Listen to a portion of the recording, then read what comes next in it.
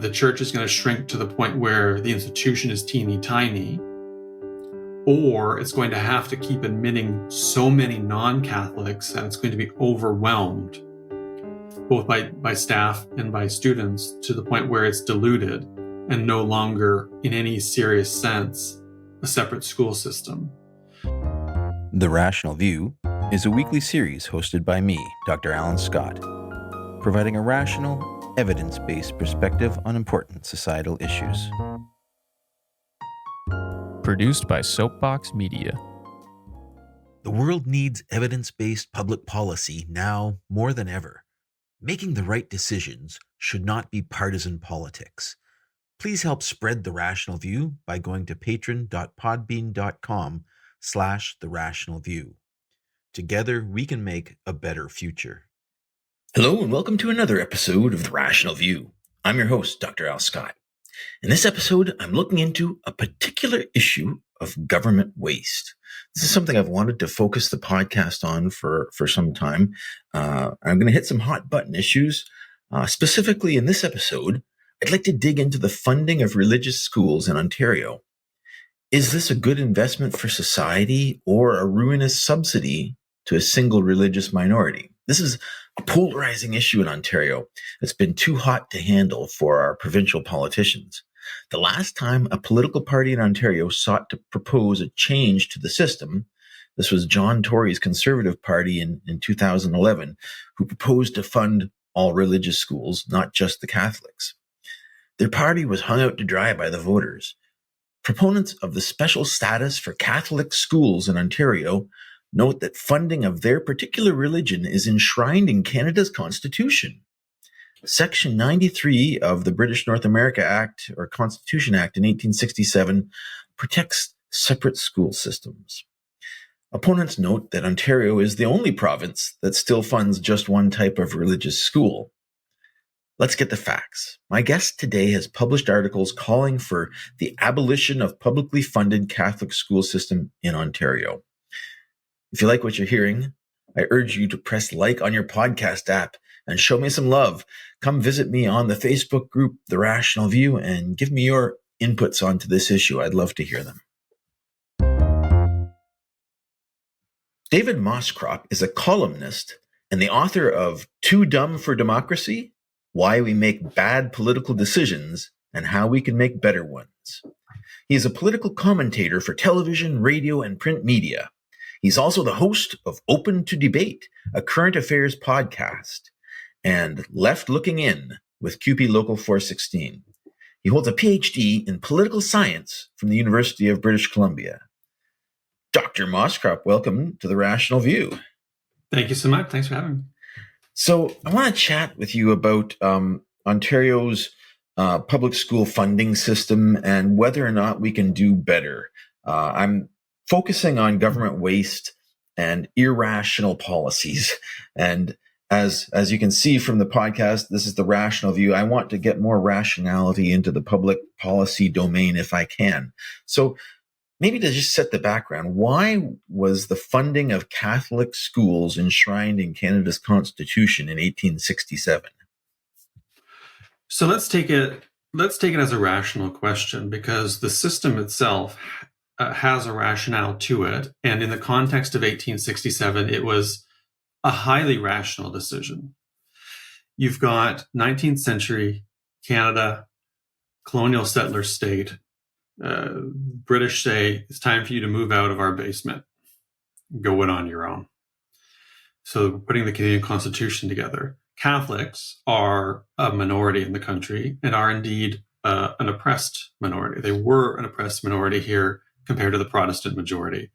It's still a heavily faith-based country in 1867, right? The majority of folks are Christian, and God appears in the Constitution, God appears in the national anthem, and so on and so forth. So God imbued country, Catholic minority. And so Catholics are rightfully concerned about repression. And part of the bargain of Confederation for provinces that had Catholic populations, big Catholic populations, was to have schools for those students so they could be given a religious education, and so those Catholics could be protected. So it was a constitutional bargain that allowed Confederation to proceed, which makes a lot of sense in 1867 and which doesn't make so much sense in 2024. So you've been vocal on your articles about the need to abolish the Catholic system or the funding of Catholic schools. How do we do that if it's enshrined in the Constitution? Is that even feasible? It is. I should say off the top, I am a product of the Catholic system, as we call it, the separate system. It's of note for nomenclature and for context. It's called a separate school board. It's publicly funded, but it's quote unquote separate from the public systems. It's still public. It's just called separate. It's not private. It's separate. So it's a constitutional. It's a part of the Constitution. And anytime you bring this up, Catholics, others who support the system, will say, well, there's nothing you can do about it because it's part of the Constitution, as if the Constitution has never changed and can never change. The Constitution has changed. It's even changed since the 1980s when we introduced a much more difficult amending process. And the reason it can be done and has been done is that when it comes to a constitutional matter that only applies to the province, to one province in particular, and to the federal government, it only takes a vote of the federal parliament and that province in question to pass a constitutional amendment. So Quebec and Newfoundland and Labrador got rid of their separate systems in the 1990s. So there's precedent from in recent decades even. If we decided we wanted to end the guarantee of public Catholic schools tomorrow, we could do it. Federal government passes a law, goes through the House of Commons and the Senate. The province of Ontario passes a law, goes through the Ontario legislature in Queen's Park. You're done. Now, that part's the easy part. The hard part is figuring out what to do when you then have to integrate these school systems. But constitutionally, the process is realizable. Okay. So other provinces have done this. What are the solutions that other provinces have implemented, and how did they get public support for such a divisive move? Well, I think Quebec is an interesting case because there is a sort of interesting arc to Quebec history from a repressive Christian province throughout so much of its history, probably reaching its apogee in the or nadir, if you prefer, in the 50s. And then in the 1960s, with the Quiet Revolution, that starts to dissipate, and there's a push towards laïcité. And there's a sense in Quebec, we're going to be a secular subnational unit, and so that's fairly easy. In other places, at some point, the numbers just don't make sense anymore. So we just, what are we doing here? One way to do it, and one way it has been done or supported, is through the argument that, well, there's an awful lot of money and redundancies bound up in this. So you say, well, it's about saving cash, and we can then sink that cash back into the system. And I'm weary of this argument. I mean, it's been floated in Ontario. It was floated elsewhere too in the 90s, because I worry that it's going to lead to retrenchment and to hollowing out money for education. And we should say, no, if we're going to save $1 billion a year, that's good. Let's plow that $1 billion a year back into the education system and make it even better, rather than duplicating it. And so one of the ways to do this is, as we saw in the 1990s, arguing that, well, it doesn't make fiscal sense anymore, point one. Now we can make a bunch of different arguments that I think we should make, but argument one that appeals to a lot of people is, why waste X number? In Ontario, it's about $1 billion a year in duplicating these things. And so, you wait, so you advance these arguments, but, you wait for a critical juncture. And in the 90s in Quebec and a little bit later in Newfoundland, Labrador, for different sociological and political reasons, they reached a critical juncture. The population was ready for it. The economic outlook of the subnational units were favorable to the move, and politicians had the guts to make the leap. And we don't necessarily have those conditions here in Ontario right now. I'd like to dig into each of these points. You bring up several important points, I think. So one is the potential savings of amalgamation.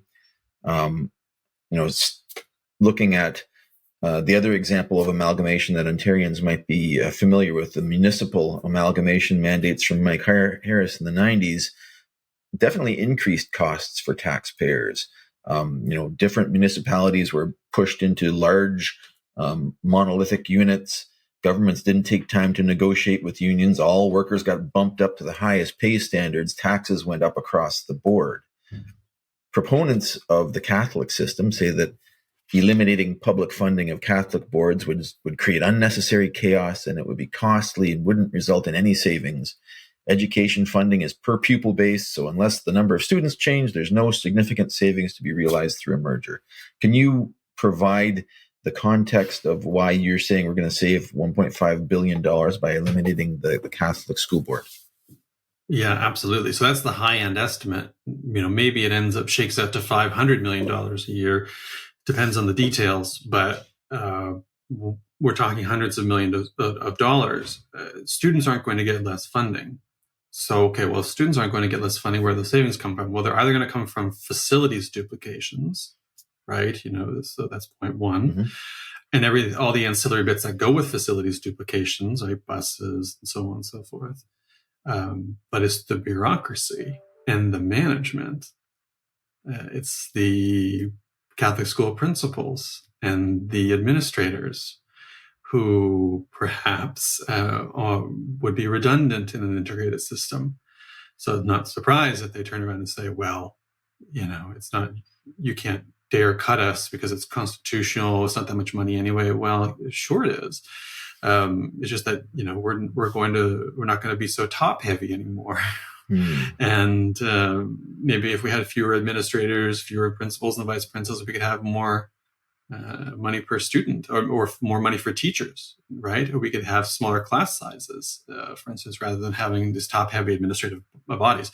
So there's a ton of savings to be had on the administrative side. But of course, and this is true of, you study this in public management, as soon as you create a bureaucracy, it's going to exist as its own living, breathing thing that's going to defend its interests independent of the system it serves, right? Mm-hmm. That's true of the federal public service. It's true of subnational public services. It's true of any bureaucracy. It's true of corporate bureaucracy too, right? The folks are going to fight to preserve themselves. And I respect that. They have every right to do so.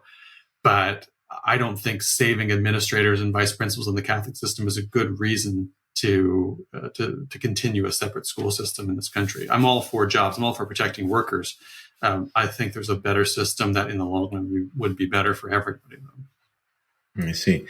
And just to look at one of the other points you made, what is the current public sentiment in Ontario regarding Catholic schools? What fraction of Ontario residents are Catholic? How many people are going to just knee-jerk say, you can't do this?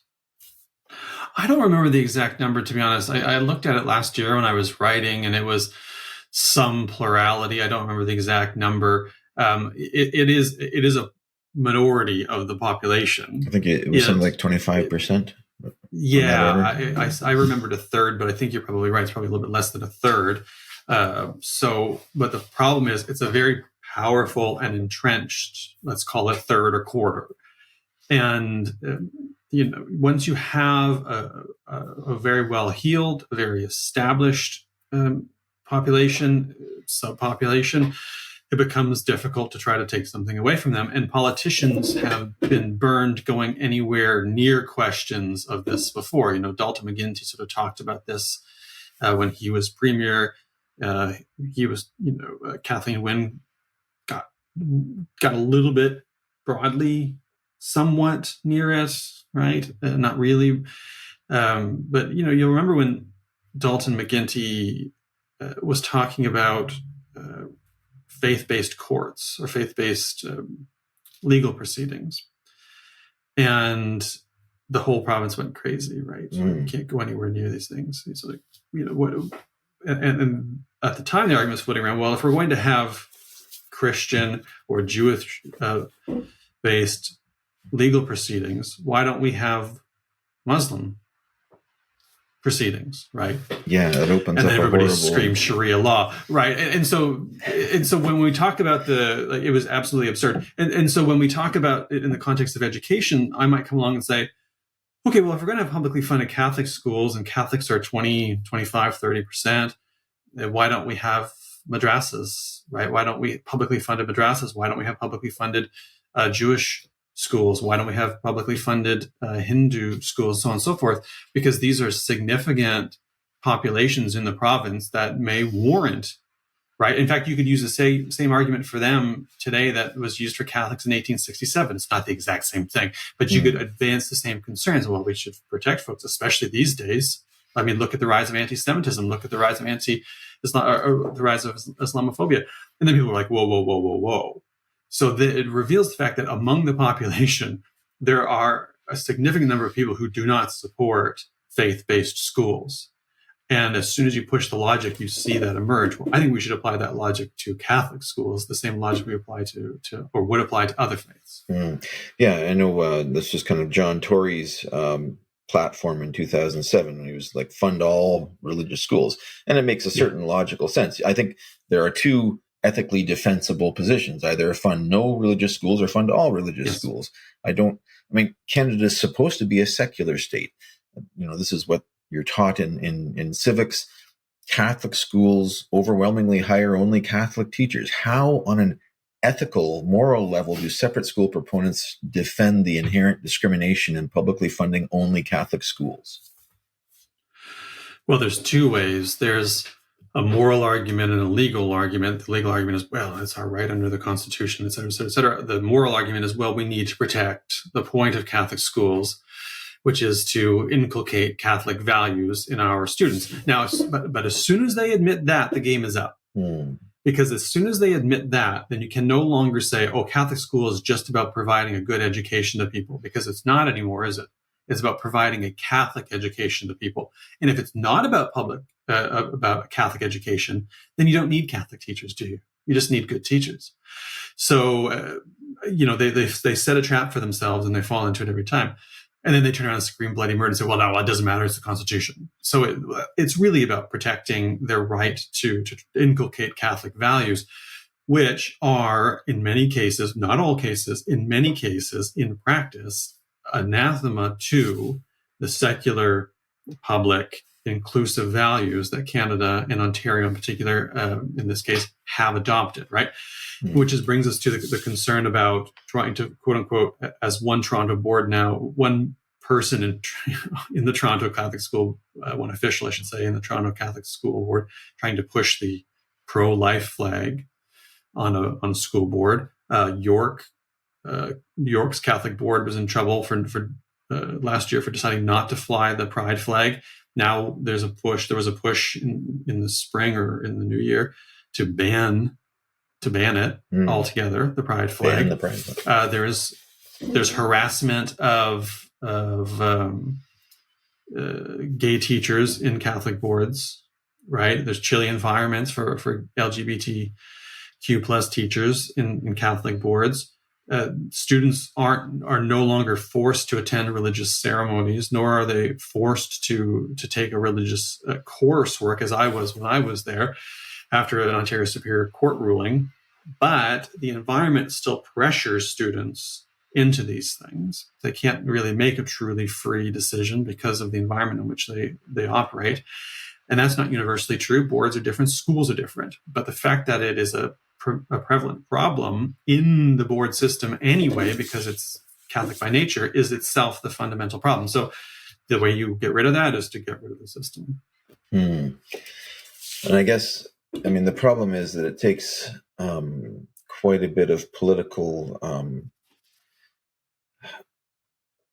capital to piss off 25% of the populace. I don't think in Ontario you can afford to do that as a politician. How do we move forward on this issue to get? I'm sure there's pressure internationally on the unethical nature of funding one religion, right? This is obviously unethical. For that. The UN very specifically called us out for it. So they're, for that reason exactly. And if you one of the exercises I like to do is to step back and say, it's sort of Rawlsian. If you were to design a school system in Ontario in 2024, would you have a Catholic separate school board? And I think the answer is patently no, at least not a publicly funded one. Or else we go to the other proposition. You would have one for several different faiths where numbers warrant. I actually think we would probably default to nobody gets it. I suspect that would be the rational position that we would come to. Mm-hmm. And so, okay, then if that's the case, then let's work backwards and say, well, why do we defend this? And the answer is basically inertia, which isn't a good reason for things. Inertia is not a reason. Inertia is an explanation, but it's not a reason. Right. So, so then all of a sudden we say, okay, then what is the problem? It's exactly what you say. It's political capital. I think it's one of those situations where you do the work, you make the case, you keep putting arguments forward, and then you wait for a critical juncture. And I think the critical juncture is going to be a combination of things. It's going to be a combination of scandals coming out of the boards who are trying to do heinous things, or things, I should say, or things that are inconsistent with the values of the majority of the population. Combined with a politician who cares about this and wants to spend some political capital. Brian Mulroney just died. I have very strong feelings about the Mulroney agenda. However, one thing he said, and he was right about, is you accumulate political capital to spend it. And you can imagine a politician like we saw in the 90s in Quebec and the 90s in Newfoundland and Labrador who decides to spend that political capital. Mm-hmm. And the third thing is, I think you'd be in a fiscal situation in which the argument that you could better use that money, incidentally, for education or healthcare, whatever it might be, would all coalesce and would create a critical juncture in which we could take the right turn or the left turn, as it may be. And so I do think that's a persuasive argument altogether. But again, it depends on having a politician who's willing to spend their scarce political capital on this. And we don't right now. And it won't be the Ford government. We're in a kind of a weird situation right now with the Catholic schools. As you say, the Ontario Superior Court basically allows students in the Catholic board to forego Catholic education or religious education. And, they require them to allow gay straight alliance clubs, teach the provincial education curriculum, not pressure students into participating in Catholic activities. Presumably this much pluralism can be enforced because of the public funding in the system. I'm wondering what would happen if that funding is removed. I assume most of these Catholic schools would just become public schools and it wouldn't be a problem anymore.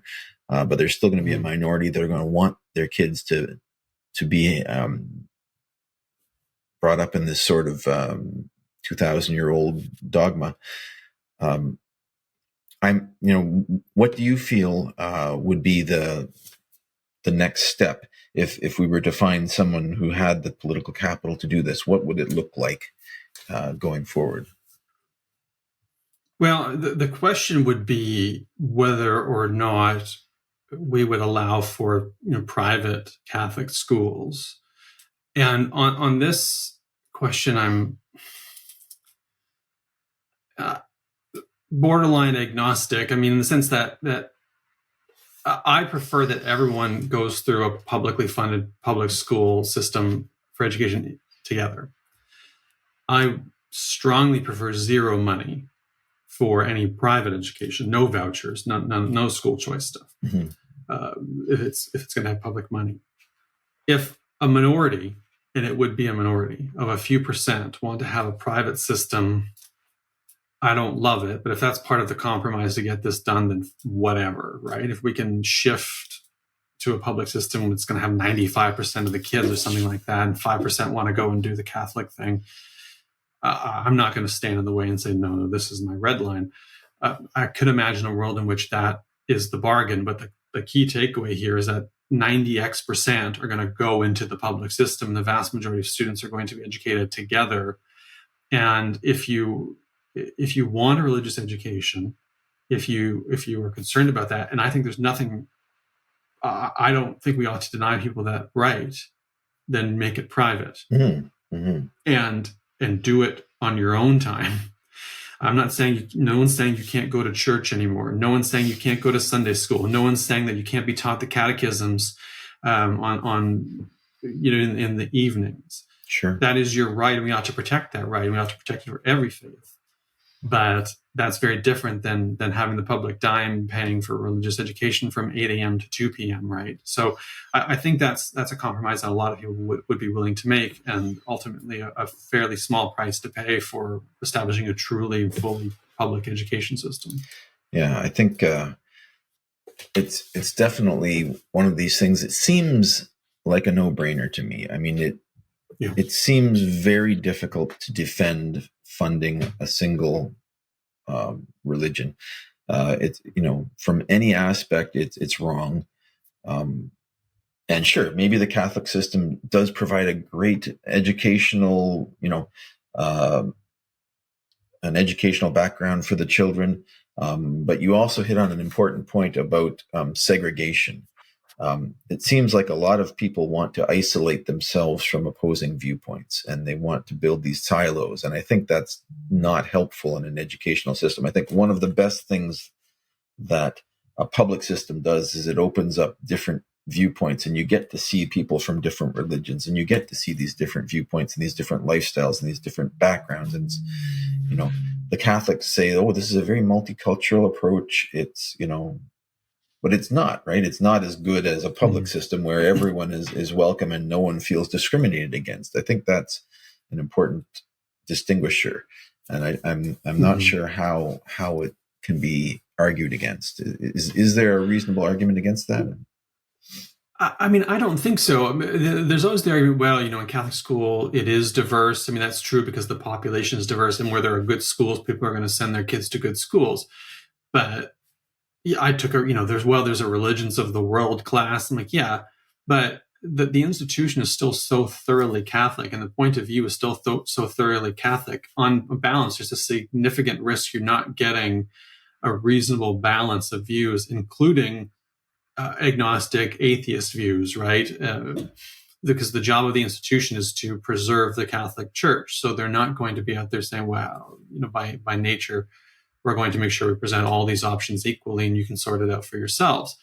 And I think it betrays the kind of reactionary push betrays a bit of an insecurity within the faith, who are very reluctant to adopt the kind of John Stuart Mill position of, well, when you're exposed to other viewpoints, you get better at defending your own. And so it's good to be exposed to these things because either you change your mind, in which case you've been persuaded and that's good in the pursuit of truth, or you don't change your mind and you reinforce or otherwise strengthen or come up with new reasons to defend your prior belief, which is also good because now you're further convinced of your belief through the process of reasoning. The Catholic pro-Catholic school position is basically, no, we don't want to have to compete. Because if our kids go to public school, then it might be tough to keep them Catholic. Well, then guess what? They don't want to be Catholic. Right? I mean, I was a Catholic for a very long time, into my 20s. I was a pretty bad Catholic in a lot of ways, which is to say inconsistent with many of the teachings of the church. But I found it intellectually appealing for a very, very long time. I found the sort of the philosophical questions to be very, very appealing and interesting. And then I quit. And then for a brief period of time, a little bit later, I came back of my own volition to think it through again. And then finally, by my late 20s, I was out, and I was out permanently to this day. But I did go through that process, and I'm glad I did. But that process was delayed for me because I was in a Catholic school environment in which the only thing I was getting was the pro-Catholic side of things. And my school was fairly liberal, all things considered. And so I worry that a lot of students are having that delayed chance to question that faith. And so they're being brought up uncritically. And I think that's unreasonable. I don't reject the idea that parents have a right to raise their kids as they wish, but I think it's deeply problematic that the state is funding the inculcation of a particular set of values, sectarian set of values that are often inconsistent with the public values that we share. one of the arguments that I've heard from proponents is that, the Catholic schools are all much better than the public schools. And, looking at, performance or academic performance, a lot of the cases it's true. The top schools in a lot of districts are Catholic schools. Why is that? Are the Catholic teachers just better, or do they have more money? What's going on? I don't, honest to God, I don't know. This came up, and this was something I was going to dig into further when I was writing, and then as life as a freelancer, then you got to go do the next thing, and I never fully dug into it. But it is true that a lot of the schools are very high performing. I'm going to advance a hypothesis that it has nothing to do with Catholicism. Now, I'm someone can prove me wrong, and I'll be welcome to be proven wrong, and I'll change my mind. But I'm pretty sure it's not because they're Catholic, so it's something else. And this is a hypothesis. If that is true, then I believe that something else could be then transported or ported rather over to a fully integrated system. And I have a feeling there's probably some socioeconomic structural reason for that. Where are the schools being built? Who are they serving? What's the median income of the parents of the students who are attending these schools? I mean, if you dig in, I have a feeling that probably has something to do with it. I know that in my town, I grew up in Peterborough, the Catholic schools were mostly, not university, were in very nice neighborhoods. The new ones being built were in very nice neighborhoods. It was very middle class, upper middle class, and then there were a few of us poors, in the corner. But I would suspect it's an SES question more than a religious question. Yeah, my observations as well are that the Catholic portion of Canadian population are established families that go way back, to Confederation, effectively, in a lot of cases. So they're well established. They're English speaking. Most new immigrants end up in the public school system because they're coming from Muslim countries or other religions. They have trouble with the language. It's usually often English as a second language. So you have a much broader range of issues that you have to deal with in the public system to bring everyone up to the same academic standard. And I think, you can go through the numbers and take a look at that. And I think that is well reflected. I want to maybe look at, what are the harms of continuing the status quo? What are the major issues with continuing to fund Catholic schools? I know there have been court challenges by teachers who have, felt excluded because the Catholic system hires almost exclusively Catholic teachers. So unless you are a Catholic, your odds of getting a job are 50% of what they would be otherwise. So you're much less likely to be able to find a teaching job. Are there other obvious inequities that are maintained by funding the Catholic system? Well, I think immediately there is a long-term demographic problem. I mean, Canada is an increasingly godless country. And so at some point, you either start hiring non-Catholics and admitting more non-Catholic students, or you dig a moat and you go stagnant. So I think the church and the education system are up against demographic reality and increasing godlessness. So that's going to create a dynamic where you risk in the long term a stagnant school, or schools that adopt siege mentalities that then become particularly hostile places. People in a siege mentality become particularly hostile and often turn that into prejudice or bigotry that is turned on others. There is the issue you brought up of teachers being able to be hired. There's the issue of there is right now a backlash growing against among LGBTQ plus folks. But in general, our society believes in freedom across sexuality. And if education environment is inconsistent with those values, which it is in some cases in the Catholic system, then we have a serious problem, because those who support LGBTQ plus rights, or those who are themselves LGBTQ plus or have parents who are going to feel unwelcome, excluded in that environment, which doesn't lead to healthy kids. Ditto the staff who may be gay, for instance. There's also, we are watching a struggle around abortion rights in the United States. That struggle isn't exactly the same in Canada, but there's still anxiety around the right to abortion in Canada and the right to access. Abortion access is a big issue in Canada. And so when you have a school official who wants to fly a pro-life flag, to come back to the point I made earlier, to fly a pro-life flag at a school board, that invites a fairly hostile environment to those who support the right to choose what they do with their bodies rather than to have to suffer a forced birth. That's not good for people either. And then, of course, there's the financial, I don't want to say waste, because I don't think it's wasteful to spend on education. I would say the duplication that could be more efficiently, let me be a politician for a second, duplication that could be more efficiently used in a different integrated system.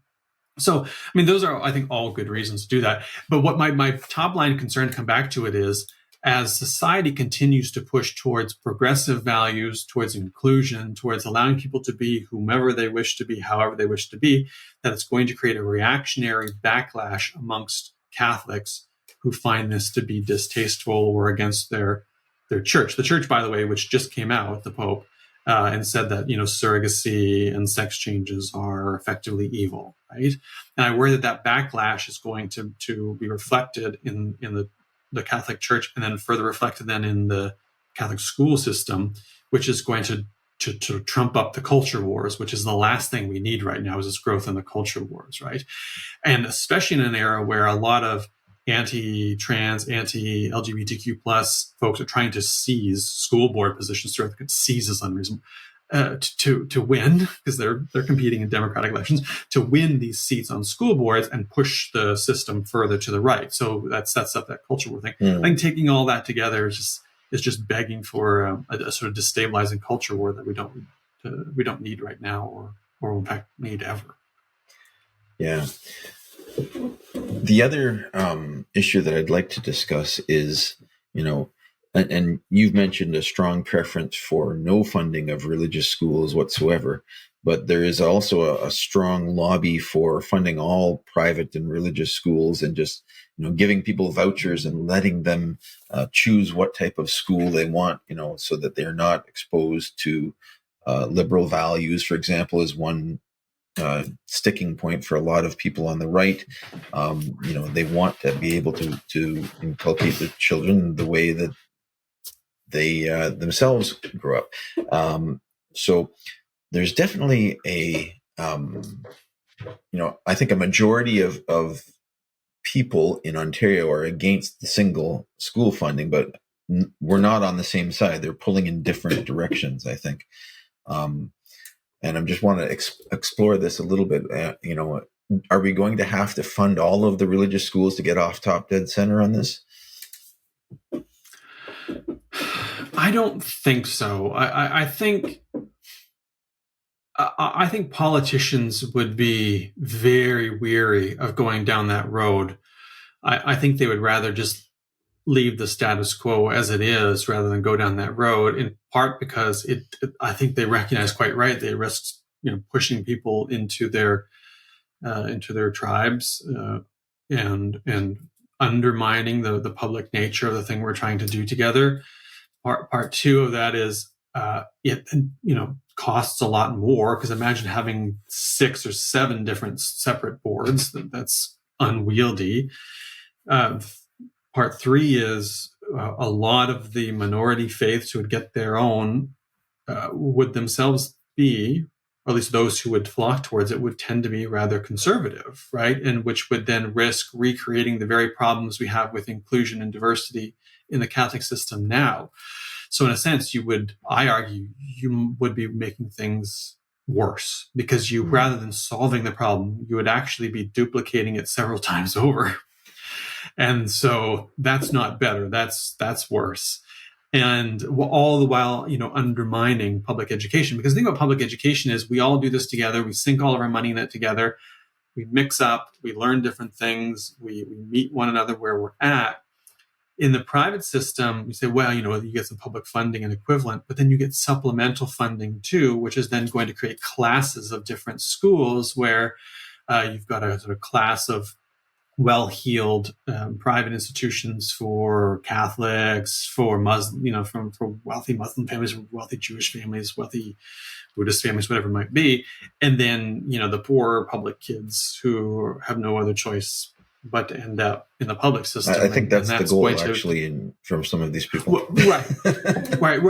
Which reproduces a class system that we want to try to. Certainly on my side, we want to try to undo. So, I do think that's not a great solution to the problem, because I actually think it would exacerbate it. Mm-hmm. Yeah, I guess the one reasonable argument against it is that you've got a monopoly and a large bureaucracy now of the monolithic system. There's no choice in the system, and monopolies aren't always great for the customer. So you've got this large, slow beast of a thing that you have to build. It's not that much larger than what we have now, but it's twice as big as the initial ones. You would argue we still need to have a certain amount of management. You still need to manage all the same number of schools. So you still need all the managers that you have. And maybe this gets back to cost as well. Some people will say that, you're not really going to save anything, because when you amalgamate, the bureaucracy is going to be the same size. And how the heck do you get rid of a bureaucracy once it's there?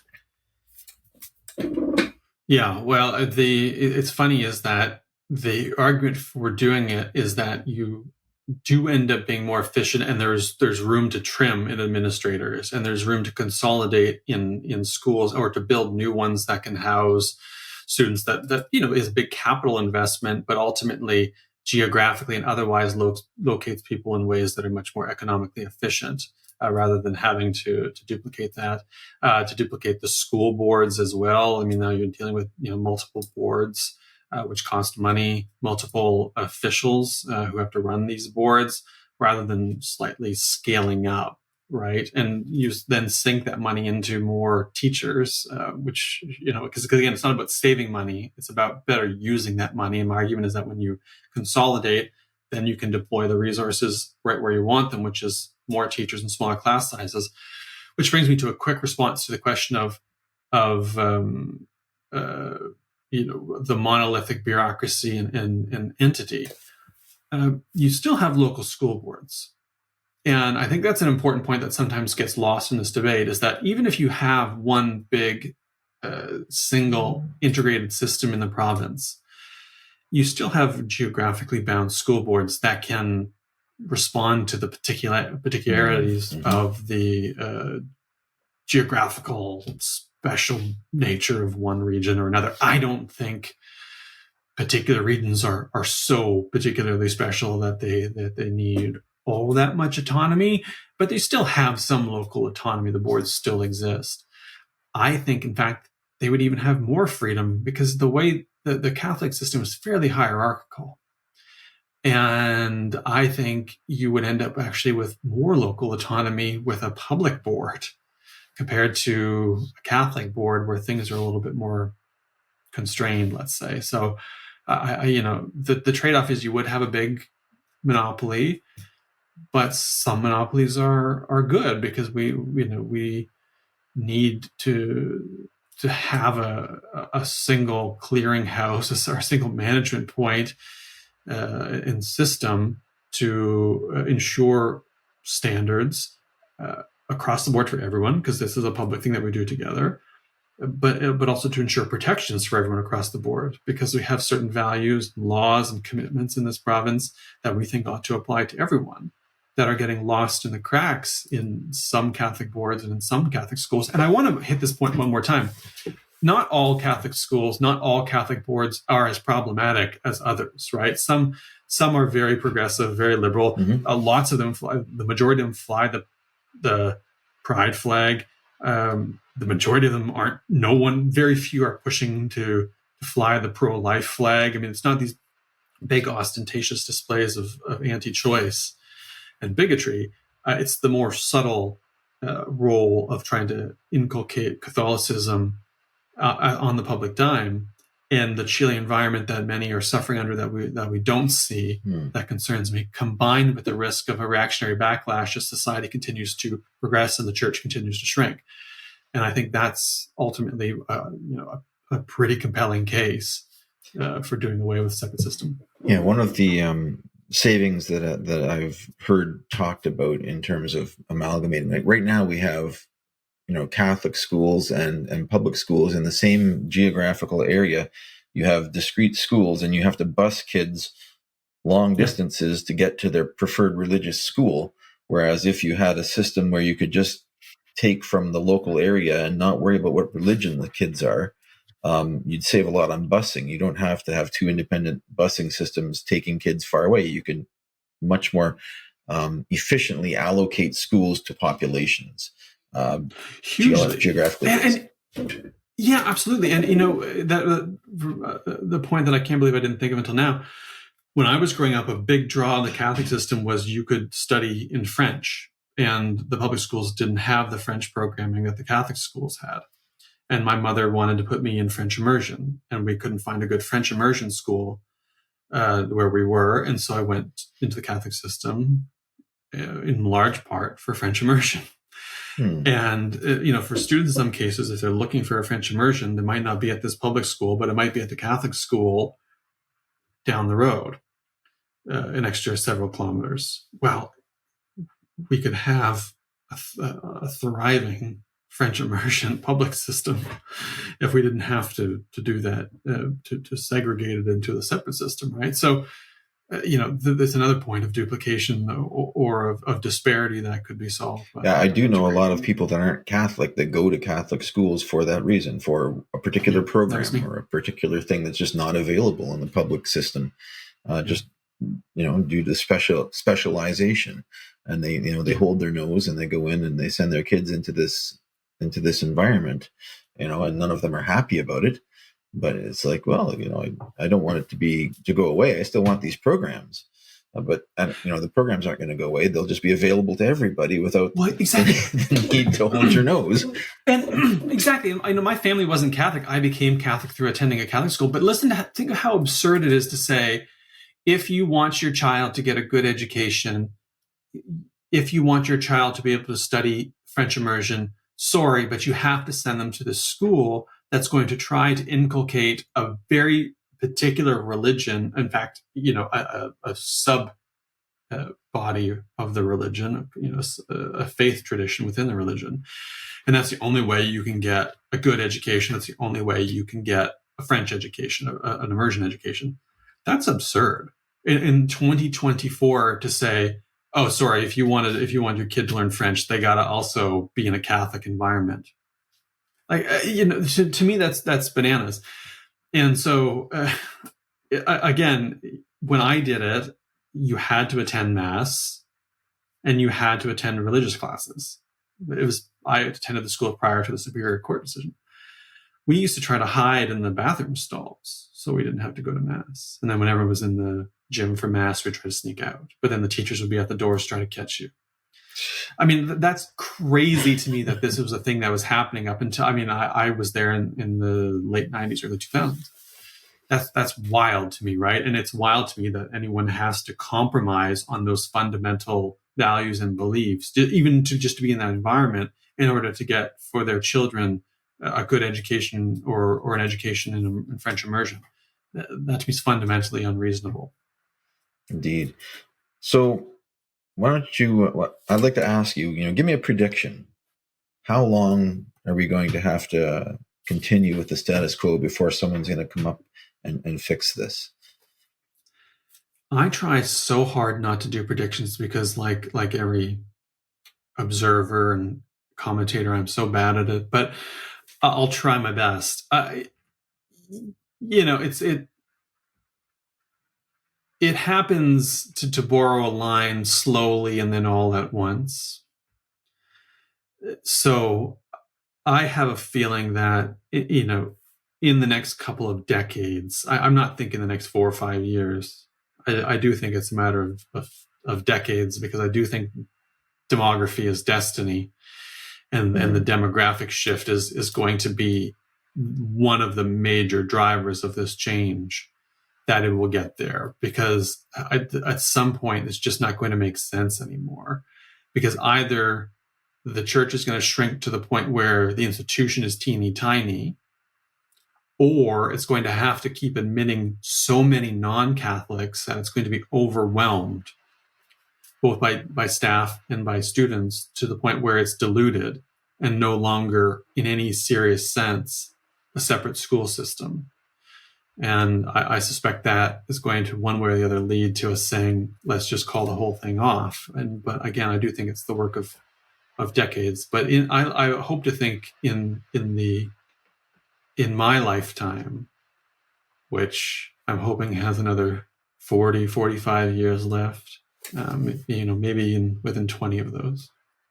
Yeah, I'm wondering what fraction of students in the Catholic system are taking advantage of the ruling and asking their kids be excused from the Catholic thing. Because that, once the majority of parents in the system say no thank you, it's going to be obviously a problem to continue to maintain it.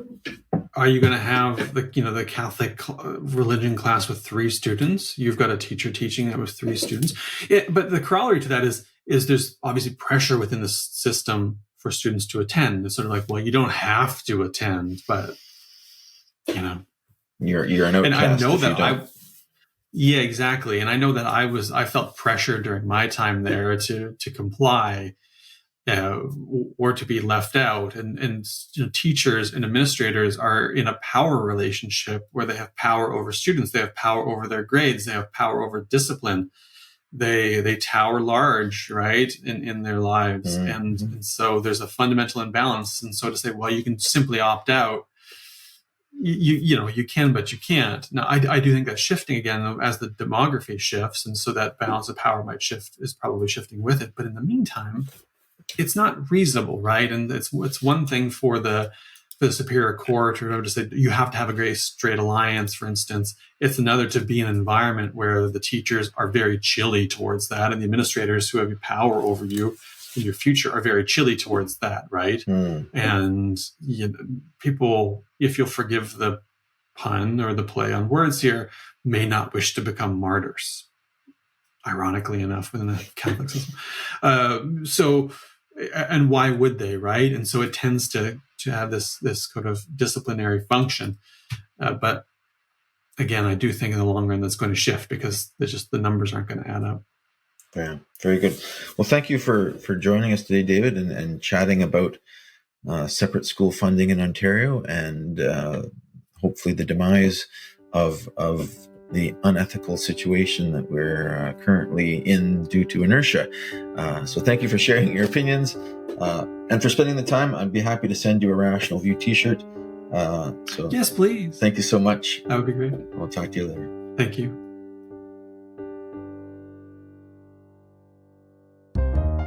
If you'd like to follow up with more in-depth discussions, please come find us on Facebook at The Rational View and join our discussion group. If you like what you're hearing, please consider visiting my Patreon page at patron.podbean.com/therationalview. Thanks for listening.